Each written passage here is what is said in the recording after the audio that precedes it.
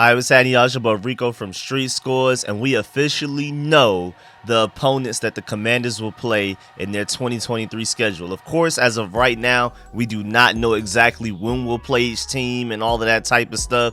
That will come out later, but we know which teams we play at home, and we know which teams we play away. Of course, we play the Cowboys, the Giants, and the Eagles home and away. They're in the division. We play them twice a year, all of the time. But we also got to take a look at all of the other opponents. Is this next schedule more difficult than this most recent one that we had? Do we have to play better QBs this upcoming season than we had to last year? How about defenses? Are we going against better defenses, better run defenses, better pass defenses? We're going to take a look at all of that. I'm going to take a look at all of the statistics and rankings for a lot of the teams that we play against next year and how they finished in certain categories this past season. We're going to do a deep dive into the schedule and who do I feel like we have a chance of beating and how do I feel about each team and their situations as well. But before we dive into all of that, make sure you subscribe to the channel, hit the bell next to the subscription button so you get a notification immediately. And every time I release an informative and opinionated video just like this one, make sure you pull up to the Sundays live stream where I do the call-in show. We're going to talk free agency, we're going to talk draft, we're going to talk about firing Scott Turner. I'm going to open up the phone lines for y'all to call in and give y'all opinions as well. And then make sure y'all stay tuned for all of the content, man. Multiple videos a day, draft stuff, free agency stuff, everything. So make sure y'all stay tuned, man. And without further ado, let's get it.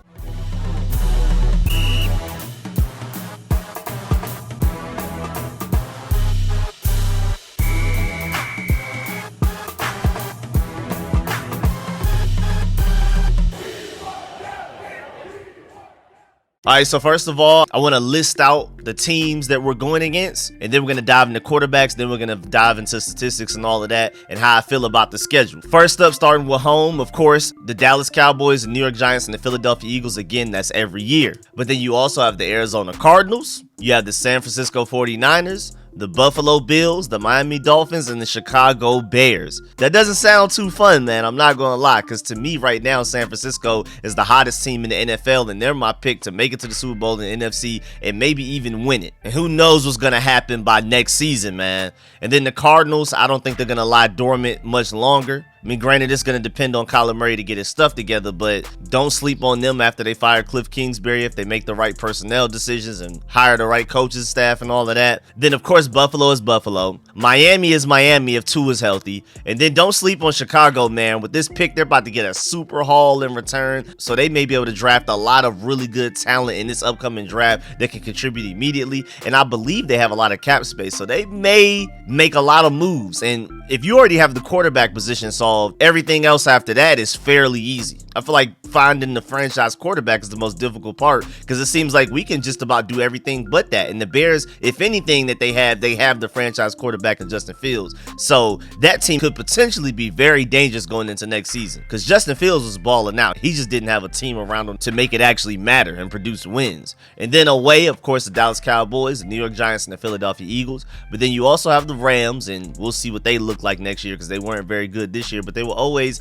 fairly competitive in a lot of their games. Then you have the Seattle Seahawks, who are currently in the playoffs. Don't sleep on them. The New England Patriots, who almost made the playoffs. Do not sleep on them after another offseason. Who knows? Maybe things just crumble after the offseason, though, and maybe Bill Belichick just gives up. Who knows? But don't sleep on the Patriots at all. Don't sleep on the Jets either, man. That team is literally just a better quarterback away and a healthy offensive line away from being serious. Their defense is really good. A lot of people aren't talking about it, but the New York Jets defense is serious, and they have a lot of weapons on offense as well, especially led by Garrett Wilson. And then the Falcons, we had a big struggle playing against them when we were playing well. That run game is serious, and if Desmond Ridder is any better than Marcus Mariota by the time we play the Falcons, that game could get really ugly for us. We better have a quarterback that can compete against that. And then the Denver Broncos, I mean, they're literally just waiting on Russell Wilson to stop selling. If Russell Wilson even plays like a top 20 quarterback this upcoming season, the Denver Broncos could be really scary. I mean, even after trading away Bradley Chubb, their defense was still pretty good. They have weapons if they can stay healthy. That's the problem with their weapons. Courtland Sutton and Jerry Jeudy, they just got to stay healthy. But that team isn't as bad as they seem. It was more so just Russell Wilson selling more than anything else. So now that we know the opponents, let's go through and look at the quarterbacks. So, of course, we have Dak Prescott, who plays terribly once we get to December. But before then, I mean, he's going to get you some regular season wins. I don't think Dallas is going to make much noise in the playoffs again because Dak Prescott, as soon as it hits December, December, I don't know what happens to him. I mean, you saw what we did to them the last game of the season. So quarterback wise, it depends on when we play Dallas, how good Dak is going to be. New York Giants, even though Daniel Jones is demanding the New York Giants to make him the #1 paid quarterback in the NFL, I still think they're going to figure something out, and he will be back with the Giants by next year on a long-term contract. And Daniel Jones may not be that great of a quarterback overall, but against us, he's Pat Mahomes. So we got to worry about that. Jalen Hurts, I mean, we see right now he's a problem. When healthy, he's one of the MVP candidates, so that's no walk in the park either. Arizona, Kyler Murray, depends on when you play them as well. First half of the season, they're better. Second half of the season, they're horrible, and he starts to get hurt because he's small. And, you know, eventually that size catches up to him and he starts to sustain injuries going into the end of the season, especially a longer football season with 17 games, so I'm not surprised. It basically depends on when we play Arizona. Are we playing Arizona with Kyler Murray, or are we playing Arizona without him by the time we play him? San Francisco, I mean, is it Brock Purdy, Trey Lance? I'm assuming it's going to be Brock Purdy, especially if he performs how I believe he's going to perform in these playoffs. And maybe the 49ers find a way to trade Trey Lance somewhere else, but I think Brock Purdy will probably be the starting quarterback next year for the 49ers. Why would you fix what's not broken? And then remember, they started 3-4 and now they're 13-4. Hottest team in the NFL. Why fix what's not broken? No matter how he plays in the playoffs, honestly. And then Buffalo, I mean, Josh Allen. That's all I gotta say. Miami, when Tua's healthy, they arguably had the best passing attack in the NFL with Tyreek Hill and Jalen Waddle and all of those weapons that they have. And then Chicago, Justin Fields looks like easily a top 15 quarterback. He just has no help. And you can argue he played like a top 10 quarterback at times. And then, is going back to the away games, you have the Rams, Matthew Stafford, usually hurt. That's a Georgia Bulldog, though. You know what I'm saying? So never count him out. Then you have Seattle, Geno Smith, for some reason is way better than Russell Wilson. If you would have told me that before the start of the 2022 season, might have thought you was a little crazy, but hey man, the truth is the truth. And I think Geno Smith is here to stay. He played well throughout the entire season. It wasn't like a fluky couple of games. So Geno Smith's probably going to be a problem next year. I think the Patriots better figure out quarterback. I don't think Mac Jones is it. I'm not worried about Mac Jones. I'm worried about the rest of the teams. We'll see. And then the New York Jets, who knows who their quarterback is going to be? Who knows at all right now? But like I said, I feel like they're figuring out a quarterback away from being a really good team, especially with that defense. Then the Falcons, I'm assuming it's going to be Desmond Ridder. I heard after Marcus Mariota got benched that he wasn't even a part of the team anymore. He stopped answering phone calls, stopped showing up to meetings, all kinds of crazy stuff that I was hearing. So I'm assuming Desmond Ridder is going to be the quarterback, but that's if the Falcons feel like he's worthy of being the starting quarterback going into next season. I'm assuming that they will. I'm not a big fan of Desmond Ridder coming out of the draft, so I'm not really worried about him, but I can see why a lot of y'all probably would be. He's a mobile quarterback that can throw, and with that already dominant run game that they have with Cordero Patterson and those guys, Desmond Ridder could be diddly with that. And then the Denver Broncos, Russell Wilson, man. I mean, if he finally looks even half of what he looked like just a couple of years ago, they could be dangerous. But from what I saw this year, honestly, it's between the Jets and the Denver Broncos who have the worst QB situation going into this next season that we have to face against. Maybe you can throw a hurt Kyler Murray in there as well. And Matthew Stafford with only one shoulder, maybe. Those are the 4 worst QB situations we have to play against. Of course, throw Mac Jones in there as well. So top 5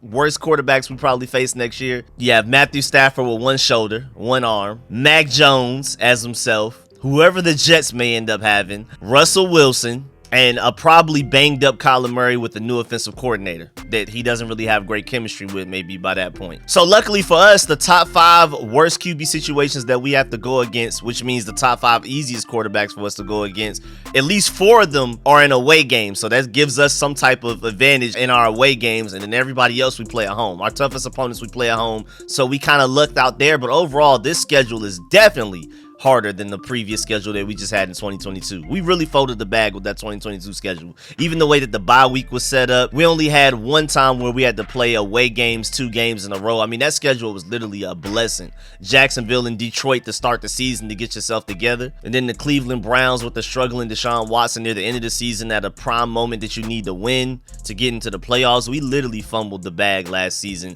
And you can't play those games that we played last season, this upcoming season, because we're going to definitely definitely be below 500 if we play exactly how we played last season. This schedule is easily more difficult than the previous schedule. But let's even dive into some statistics. Now, Ron Rivera and Murray Mayhew have made it very clear that they want to be a run-first team, or at the very least, a very balanced team. I think it needs to be 2-to-1 passing the rushing, especially in 2023. Maybe if it was 1994, the way that they want to play offense makes sense. But again, a statistic already brought up in a previous video, 10 of the 11 best passing offenses in the NFL, according to DVOA, are all in the playoffs. Also, the top 3 running backs in the NFL didn't make the playoffs, and the top 5 quarterbacks did. So this whole run first thing, I'm not really feeling it. You gotta have a great quarterback back there, and you gotta be able to open up the offense, because you're not gonna be able to win games like that all the time. Maybe a couple of times, maybe some of the time, but not all of the time. I mean, the Falcons had arguably the best run game in the NFL, even better than the Eagles, and look at where they are, sitting on the couch just like us. It's no point. So I really hope we don't go with that. But even if we do, a lot of the opponents that we play next year are some of the best run stopping defenses in the NFL from this past season. Who knows what happens going into the 2023 season, but the 49ers are literally tied for first in yards per carry allowed with the Titans. Then you have the Patriots 5th, you have the Jets 8th, the Dolphins 10th, the Broncos 12th, the Bills 13th, the Rams 14th, and then the Falcons 15th, and then there's us, and then the Cowboys right behind that. Like half of the league's best run-stopping defenses, we play them next year, basically. Almost half of them. That's scary, man. Even rushing yards allowed. The 49ers are 2nd, the Bills are 4th, the Dolphins are 6th, the Patriots are 7th, the Broncos are 10th, the Rams are 14th, the Cardinals are 15th. And then you got the Eagles 16th and the Jets 17th, man. This running thing, it's not looking too good. I already am against running the ball as much as Ron Rivera and Murray Mayhew sound like they want to. First of all, how are you going to even hire an offensive coordinator if that's your philosophy? You're going to have to hire a guy that's desperate for the job. You're not going to be able to hire a really smart, proven offensive coordinator if you're going to tell them before they even walk in the door that you need to run the ball a lot.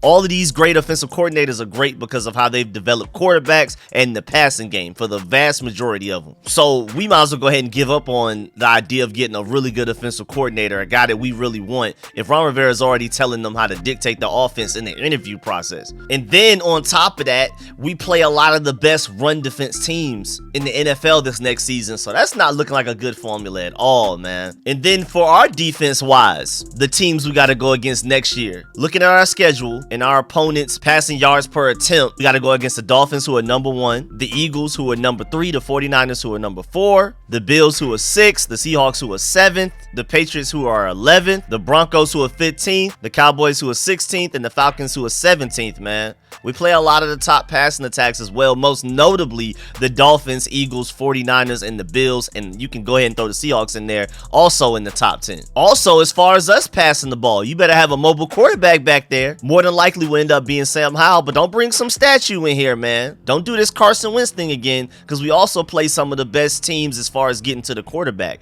The Eagles led the NFL in sacks with 70. We played them twice. We played the Cowboys twice as well. They're 3rd. The Patriots are 4th. The Jets are 7th. The Seahawks are 8th. The 49ers are 10th. And then you have us 11th. Then you have the Giants 12th. The Dolphins 14th. And the Bills 15th. So we also play a lot of the best teams as far as getting to the quarterbacks and bringing them down for sacks. And you can't forget the fact that the 49ers had Nick Bosa, who led the NFL in sacks this year. Don't forget about the fact that Hasson Reddick for the Eagles was 2nd in sacks. Nick Bosa had 18.5. Hasson Reddick was tied for 2nd with Myles Garrett with 16. And then Matthew Judon is tied for 4th with Chris Jones with 15.5. So 3 of the top 5 sack leaders, we have to play them next year. Remember that when you think about bringing in a free agent quarterback that can't move, or not addressing offensive line heavily in free agency and the draft before we get there. And then of course you can't forget receiving leaders, man. You cannot forget that, including tight ends and running backs, man. If we're talking as far as yards, we got to go against the number 2 receiver in Tyreek Hill, the number 4 receiver in A.J. Brown, the number 5 receiver in Stefon Diggs, the number 6 receiver in C.D. Lamb, the number 7 receiver in Jalen Waddle. The Dolphins have 2 of the top 7 receivers in passing yards from last season. And then Devonta Smith is right there 9th. So the Eagles have 2 of the top 9 receivers as well. We played them twice. Then you have Terry McLaurin 10th. That's nice to see. And then don't sleep on the Jets, man. Garrett Wilson was 15th in receiving yards, even with terrible and very inconsistent QB play. Ohio State not playing with them receivers, man. Y'all better watch out. And then the Seahawks have DK Metcalf, who's 16th, and Tyler Lockett, who's 19th in receiving yards. It's scary out there, man. We got to come ready for this next schedule, man. We cannot play. It is not as easy as last year's, I'm telling you. Even interceptions, man. We got to learn how to protect the ball, man. We can't go out here throwing 3 interceptions in a game like Carson Wentz, man, because this next season we have some interception teams as well. You got the 49ers, who are tied for first in interception with the Steelers with 20 this past season. The Patriots had 19 for third. The Bills are 4th. The Eagles are 5th. The Cowboys are 6th. The Rams are 8th. The Broncos are 9th. We play more than half of the top 9 teams in interceptions from the previous season. It's ugly. And then even just to throw a random statistic in there, the 2 teams in the NFL last year, the only 2 teams in the NFL last year that had 2 safeties each, are the Bills and the Jets. So we also played the 2 top teams at getting safeties in the NFL. Now there are a nice handful of teams that also had 1 safety. That includes the Dolphins, who we have to play, us, the Commanders, the Falcons, who we have to play, the Broncos, who we have to play, and then a couple of other teams. I mean, if you look at every statistic possible, it's not looking great, man. I'm trying to tell you. We played Saquon Barkley, Miles Sanders for the Eagles, who was 5th in rushing yards twice, along with those receivers and Jalen Hurts. And then to make it even scarier, Justin Fields was 7th in the NFL in rushing yards this past season as a quarterback. That is scary, because you know we have a big weakness against running quarterbacks. I mean, even Marcus Mariota, we went into that game knowing that he would run the ball, and he still ran it against us better than I expected. And Daniel Jones, like I said, he suddenly becomes a Hall of Famer when he plays us, running all over us, throwing all over us. We really struggle with running quarterbacks, and we got to play Kyler Murray. And if there's anything he can do, he can definitely run no matter how bad the offensive coordinator is, unless he's banged up. Brock Purdy can at least move to make something out of the pocket. Josh Allen uses his legs. Tua can at least move to make something shake. Again, Justin Fields is different. Jalen Hurts, already mentioned Daniel Jones. Dak Prescott can move a little bit. Matthew Stafford can move a little bit. Geno Smith can move for sure. We'll see who the Jets quarterback is. And then Desmond Ridder, like already mentioned, can move. And then Russell Wilson was a shell of himself, but he can move when he's at his best. So I'm a little afraid of that as well. As far as going against mobile quarterbacks, we have struggled against that. But yeah, man, that's the end of this video. Please get in the comment section, let me know how you feel about everything discussed in this video. How do you feel about this upcoming schedule? Do you agree with me that this upcoming schedule is definitely more difficult than the previous one that we had in 2022, and we cannot play games this upcoming season if we're trying to make the playoffs at all? And of course, man, I appreciate all the support, man. Please leave a like on this video if you liked it and if you learned anything. Of course, shouts out to all of my sponsors, especially my Pro Bowl sponsors' names you see scrolling on the screen right now. I'm gonna catch y'all later. I'm out.